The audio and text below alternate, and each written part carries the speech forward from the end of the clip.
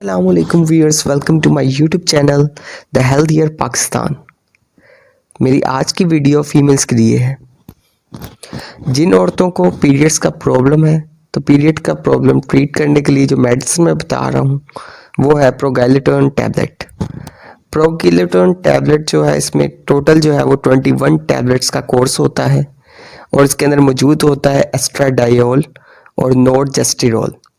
Estradiol की जो मिकदार है वो 2 मिलीग्राम है और नोर्जेस्टेरॉल की जो तादाद है वो है 0.5 मिलीग्राम। ये पीरियड्स के प्रॉब्लम के लिए बहुत ही मौजू है। पीरियड्स की कुछ शिकायत जैसे कि डिस्मेनोरिया,